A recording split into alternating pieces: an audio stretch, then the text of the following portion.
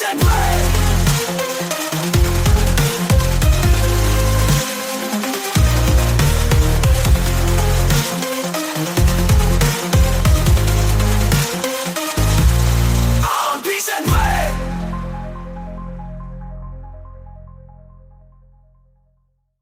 a l'occasion de faire un peu la suite de l'épisode précédent où on parlait de la méta ensemble, Emilien. L'idée, c'est que en fait, quand on a commencé à discuter de la méta, c'est précisément suite à une partie de Valorant où on avait justement la réflexion de il y a systématiquement une Reyna quelque part.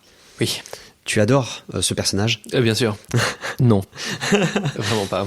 Donc, quand on parle de Valorant, on parle d'un jeu qui est fait par Riot Games, ceux qui sont responsables de League of Legends. C'est un jeu qui est sorti il y a à peu près 5 ans.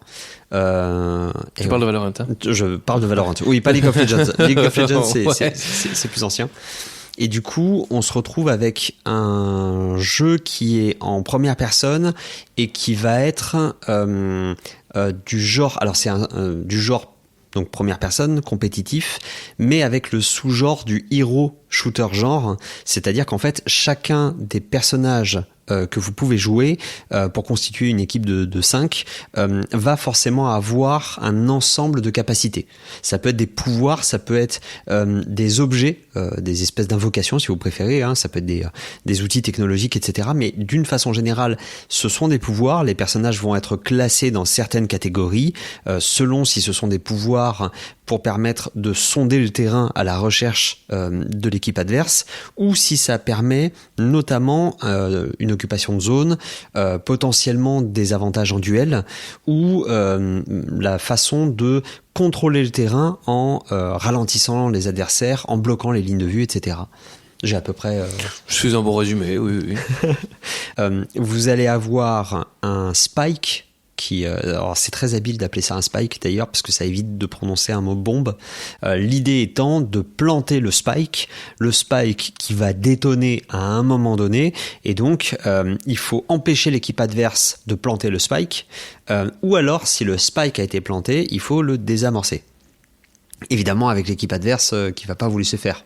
Évidemment, c'est le but. Comme conséquence de cette mécanique-là, c'est que déjà les cartes sur lesquelles on va pouvoir jouer, les niveaux sont assez variés. La plupart du temps, il y a plus d'un chemin pour aller à un endroit et il y a au moins 2 sites sur lesquels on peut planter. Donc ça veut dire que quand vous défendez, vous ne savez pas sur lequel des 2 sites, A ou B. Les attaques vont venir, ouais. C'est ça. Voire même le 3e site. Voire 3 en fonction de la map, bien sûr. On peut se retrouver avec 3 sites. Et c'est là où on va avoir la question de qui de notre équipe va protéger le site A, qui va protéger le site B, voire même qui essaye de contourner l'adversaire pour essayer de les empêcher de passer par le milieu de la carte. Donc on est sur un truc justement un peu violent. Ou quand même. Ouais. J'aime bien parce que sur le moment, tu sais, t'as eu un doute en mode est-ce que c'est violent ? Oui, un peu. C'est des gens qui se tirent dessus. Est-ce qu'il va impliquer certaines choses de la part de la communauté, notamment ? Voilà. Ça s'est pas vu, mais. Non, seulement les Reyna. Mais voilà. Emilien a fait une espèce d'expression et comme tu le dis, voilà, seulement les Reyna, c'est-à-dire qu'en fait. Il y a un côté un peu astrologie dans l'idée de dites-moi qui vous jouez et on vous dira qui vous êtes. C'est marrant parce que tu dis ça parce qu'il y a un personnage qui dit ça. Je crois que c'est Chamber, le personnage français. D'accord. En mode dis-moi quelle arme tu utilises et je te dirai qui tu es. Oui. Je trouve ça trop drôle. Ça marche pas mal parce que tu peux avoir un personnage qui est très fort en duel, qui va être autosuffisant pour se soigner tout seul. Reyna par exemple se téléporte. Non, elle se téléporte pas. Elle devient invisible. Elle se soigne toute seule. Et tant de choses qui, à mon sens, sont inutiles en équipe. C'est-à-dire que c'est un personnage qui est fait pour les gens qui jouent tout seuls, notamment. D'où le fait qu'elle soit, en vrai, je vais pas dire mal équilibrée, parce que c'est pas impossible de jouer contre, mais c'est vraiment pour les gens qui souhaitent jouer tout seuls, sans leur équipe, sur un jeu basé sur un jeu d'équipe. Oui, je vois que ça t'agace un peu. Oh, ouais. Parce que en gros, faut comprendre que le jeu va vous proposer des phases d'achat en début de game, de round en fait.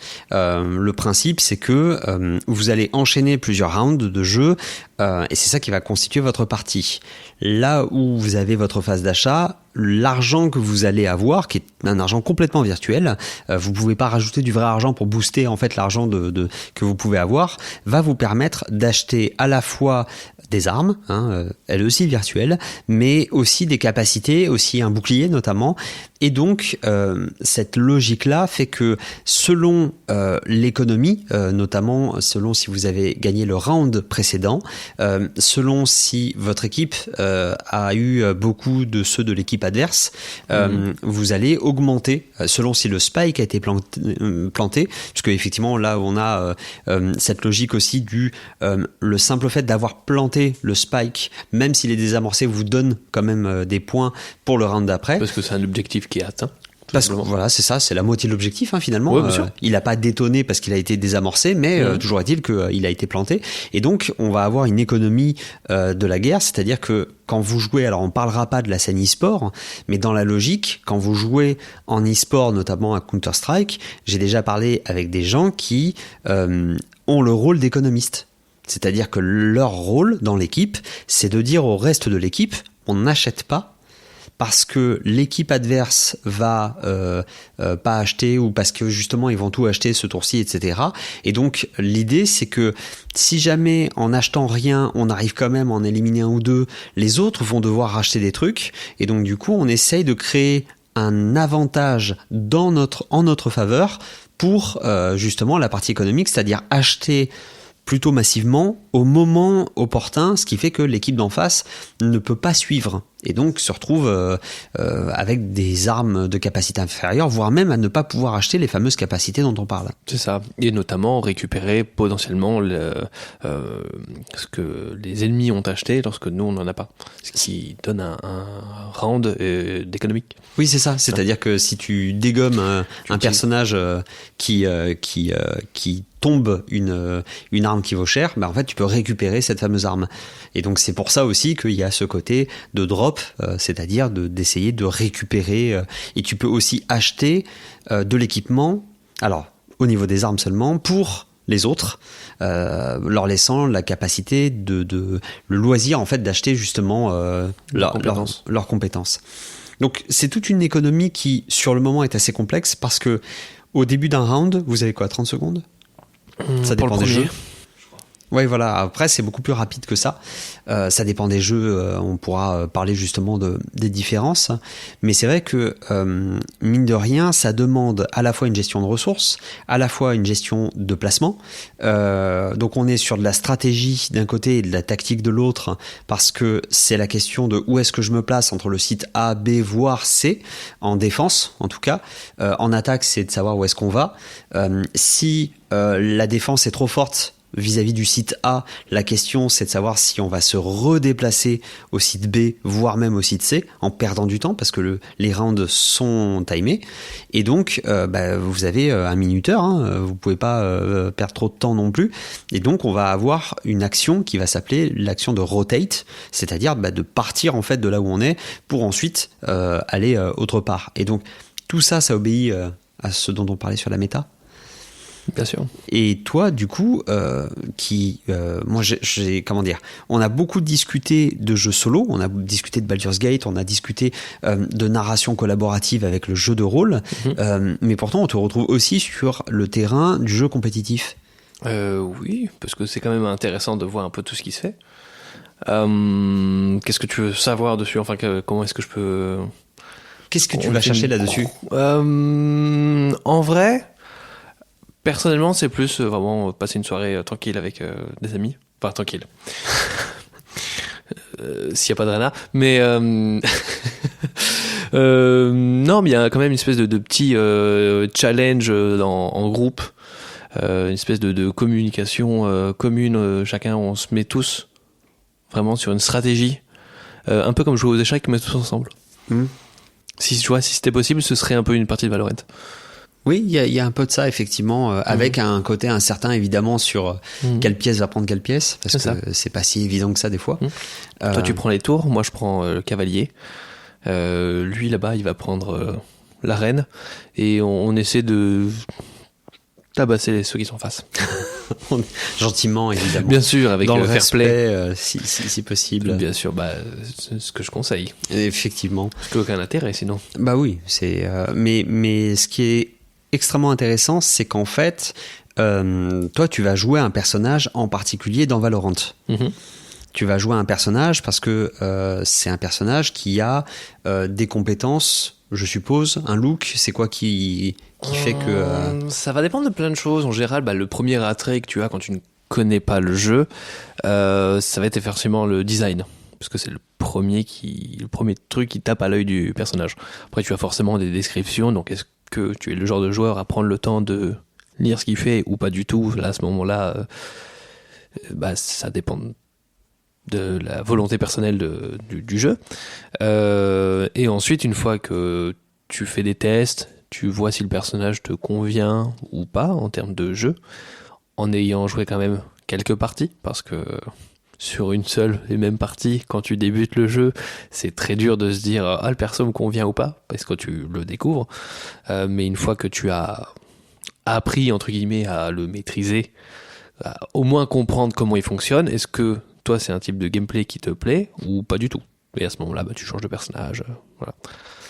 Ce qui est intéressant, c'est que on parle d'une première courbe de progression, parce que c'est de ça dont il s'agit, bien sûr, sur la connaissance finalement du jeu d'une manière générale, avec la connaissance du niveau, le fait d'appréhender justement les coins et les gros coins, la phase d'achat, de connaître les différentes armes, parce que pour ma part, moi j'avais été un peu surpris. Il y en a une, par exemple, elle tire en automatique. Si vous vous accroupissez, elle se met à tirer en rafale. Mais si vous le savez pas ça, au moment de tirer, vous allez rester appuyé en espérant qu'il y ait plus de balles qui sortent, ça sort pas.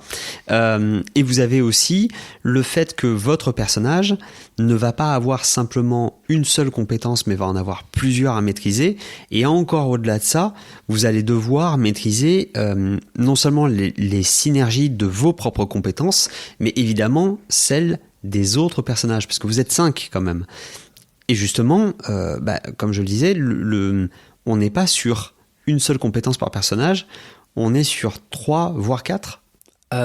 C'est ça. En soi, il y en a 3 compétences. Une qui va être donnée gratuitement par personnage, qui est vraiment la compétence signature du personnage. Je vais prendre l'exemple de Killjoy, du coup, que je joue. Sa compétence signature, du coup, c'est une tourelle qu'elle peut poser. Et tant qu'elle reste dans une portée tant que personnellement je reste dans la portée de la tourelle, elle est en fonctionnement. C'est-à-dire qu'elle va regarder une certaine direction, et s'il y a un ennemi qui passe, tirer dessus.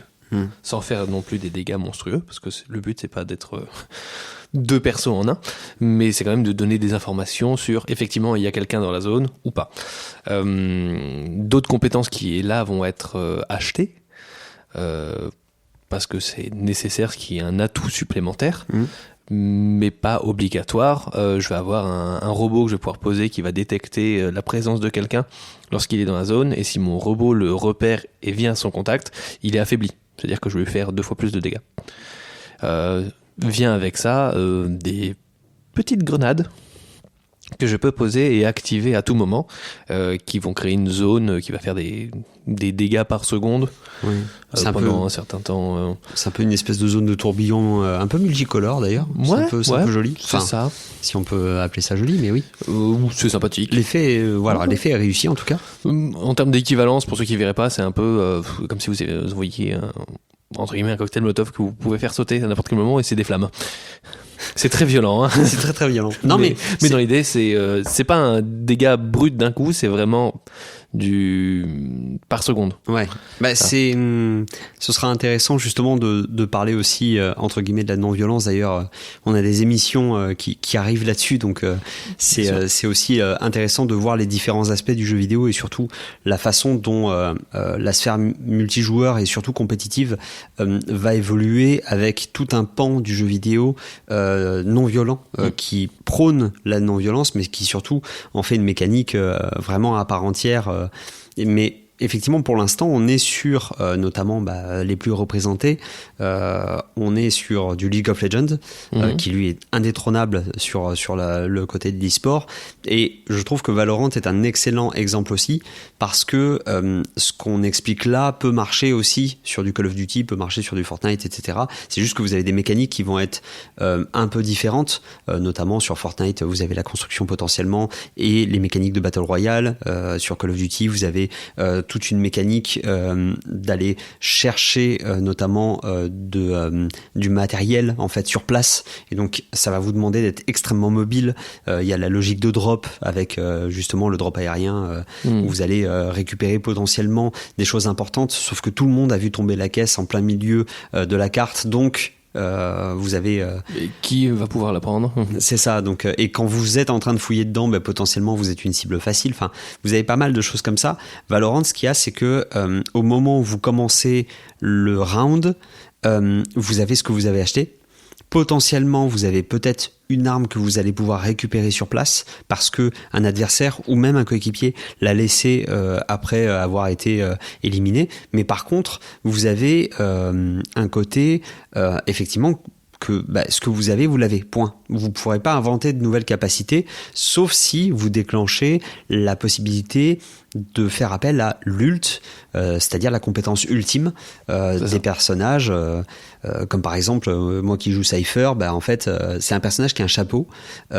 Si jamais il y a un ennemi éliminé, je peux jeter mon chapeau en fait sur ce qu'il en reste, pour récupérer en fait l'information de où sont les autres, et je vois en fait leur silhouette à travers les murs, mais plus encore mon équipe voit la même chose que moi. Donc ça veut dire que je donne l'information à toute mon équipe de où se situe chaque membre restant de l'équipe adverse. C'est ça. C'est pas forcément des ultimes qui vont être on va dire violentes sur le reste des trucs, parce que ça dépend en fait des catégories de personnages. Tout à fait. Là où Cypher, comme Killjoy et Sentinelle, c'est-à-dire qu'ils sont là pour la défense et donner des informations sur le reste de l'équipe et temporiser le temps que les autres rôles arrivent pour filer un coup de main. C'est ça. Et c'est vrai que là où ça va être intéressant, c'est que cette liste de compétences-là, quand un personnage sort, on va parler de kit. Et c'est assez intéressant parce que on en parle comme un ensemble de compétences, et c'est le kit du personnage qui va être intéressant par rapport justement aux synergies que ça peut provoquer avec les différents personnages. Notamment, on l'évoquait, le fait de jouer toi et moi deux personnages sentinelles entre Killjoy et Cypher, ça crée en fait des synergies entre nos deux capacités. C'est ça. Quand on est sur un jeu comme... alors, on a pris l'exemple avec Valorant, mais en réalité... il y en a plein. Il y en a plein. On pourrait prendre Rocket League, si vous préférez les voitures qui ne se tirent pas dessus. La difficulté qu'on va avoir avec, pour continuer sur le principe de Valorant, mais pas que. On a Call of Duty, on a Battlefield, on a League of Legends.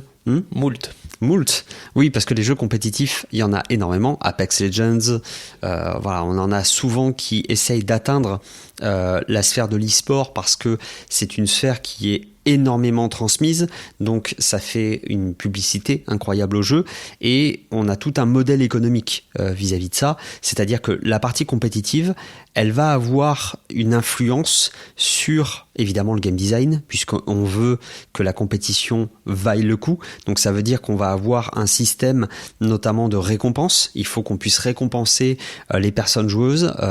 Typiquement, on a les récompenses d'ego avec le simple fait que à chaque fin du match, que vous ayez gagné ou perdu, l'équipe, elle s'affiche avec les meilleures personnes en termes de score devant. Et donc les scores, par exemple sur Valorant, c'est le nombre de personnes éliminées, mais pas que. C'est le nombre de fois que vous avez... les objectifs atteints, c'est des ratios en fait de est-ce que tu as été efficace, d'efficacité, on va dire. C'est vraiment des ratios d'efficacité dans la partie ou non.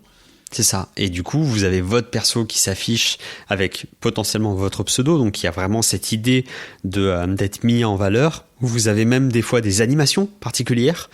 C'était le cas dans Killzone, où c'était sur PlayStation 3 notamment, où en fait, vous aviez une espèce de mini cinématique à la fin de la bataille, où en fait, vous aviez les 3 meilleurs de l'équipe gagnante qui justement faisait prisonnier les 3 meilleurs de l'équipe d'en face.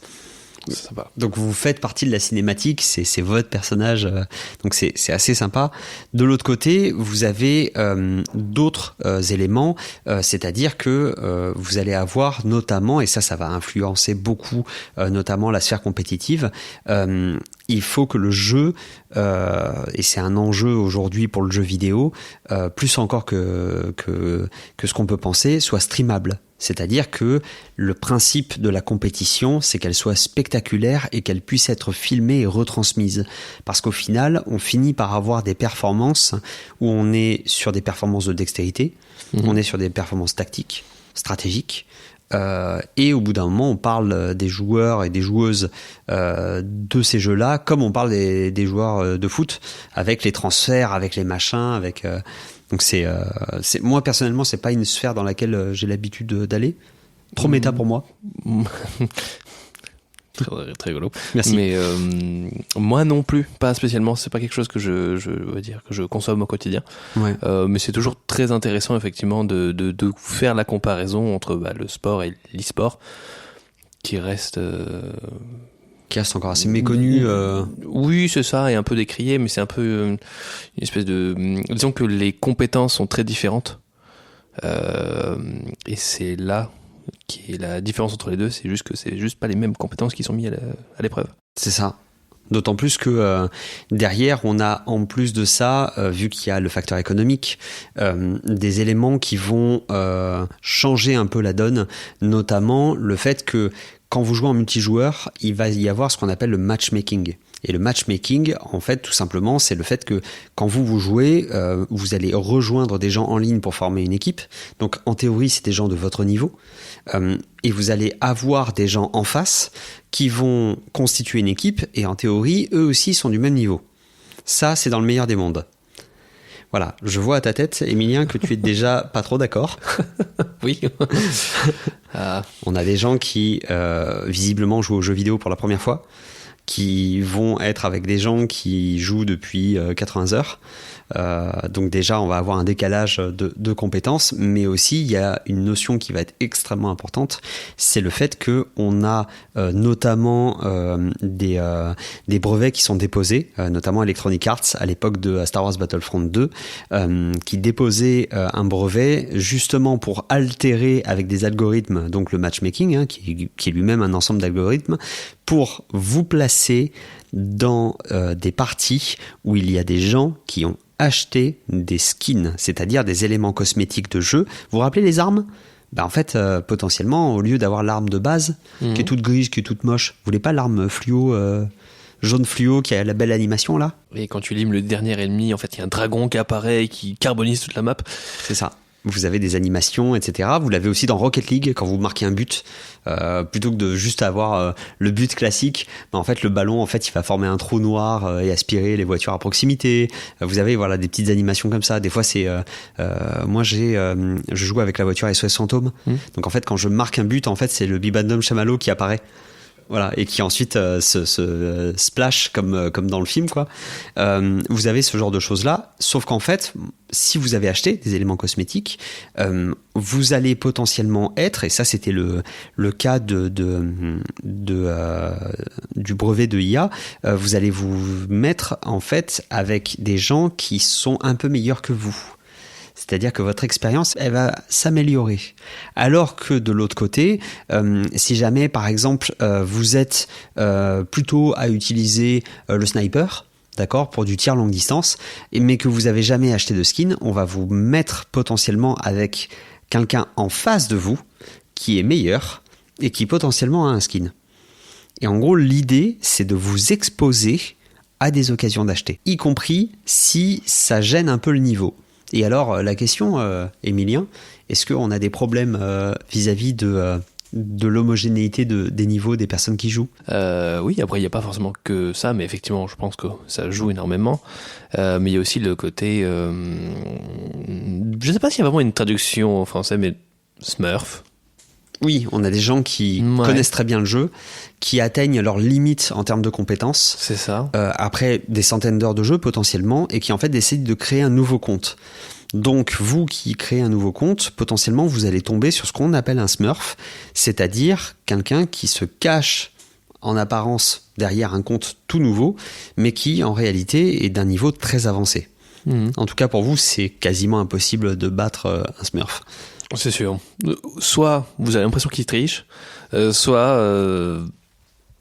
vous avez l'impression qu'il triche. Oui, c'est ça. C'est quelqu'un qui... En fait, c'est terrible parce que les jeux compétitifs, et ça c'est aussi un problème vis-à-vis de la sphère joueuse occasionnelle, c'est qu'en fait ça demande un investissement qui fait que vous êtes obligé à un moment donné ou à un autre de vous intéresser à la méta du jeu, c'est-à-dire aux stratégies les plus efficaces à connaître en dehors du jeu, pour que quand vous soyez en jeu, vous sélectionniez le meilleur personnage, les meilleures compétences, alliés aux meilleurs endroits de la carte, ou fassiez en fait les meilleures actions possibles en termes stratégiques, parce que sinon en fait effectivement, vous allez vous retrouver dépassé. Et c'est vrai que les points d'entrée dans ce genre de jeu, souvent on a des personnes qui sont habituées du jeu compétitif, qui vont vous dire en fait ça m'intéresse pas d'y aller, parce que ça fait 6 mois que le jeu est lancé et déjà les gens connaissent la méta et du coup je vais galérer en fait à rattraper le retard.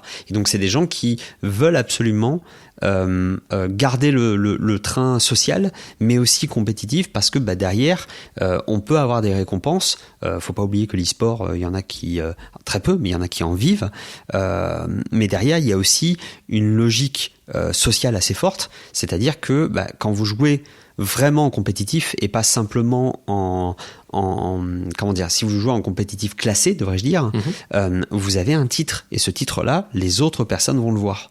Donc il y a aussi une logique de reconnaissance derrière qui fait que potentiellement il y a une course un petit peu au titre. Je sais pas si toi ça c'est quelque chose que tu fais, du classé, ou pas du tout? Du tout. C'est pas quelque chose qui m'intéresse, parce que je joue pas forcément pour la performance. Je joue vraiment pour entre guillemets le plaisir de jouer, même si des fois ça peut être frustrant, ce qui est normal. Mais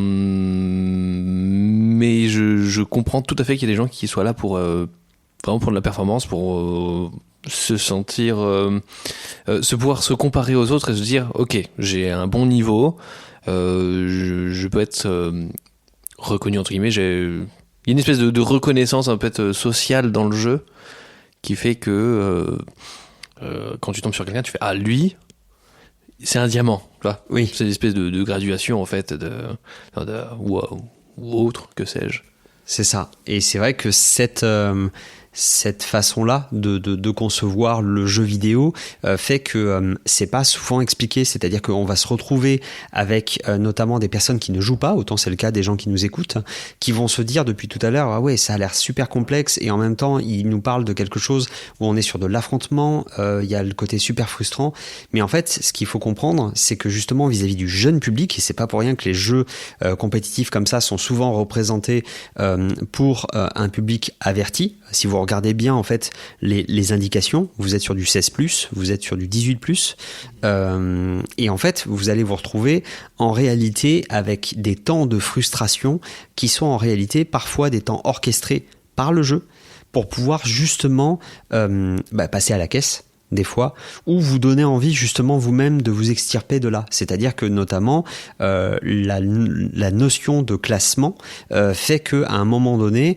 si vous voulez vous sortir de ces personnes joueuses qui font absolument n'importe quoi, il faut jouer un certain temps et avoir un certain classement pour commencer à jouer avec des gens qui, par exemple, comprennent le jeu en équipe. Qui partagent votre niveau de jeu. C'est ça. Et donc, c'est vrai que cette partie-là, elle est assez complexe à appréhender, c'est-à-dire que ça demande un investissement et contrairement aux échecs où vous allez avoir un classement, il suffit juste d'arriver et de dire mon classement c'est ça, et du coup ça vous situe vis-à-vis de tout le monde.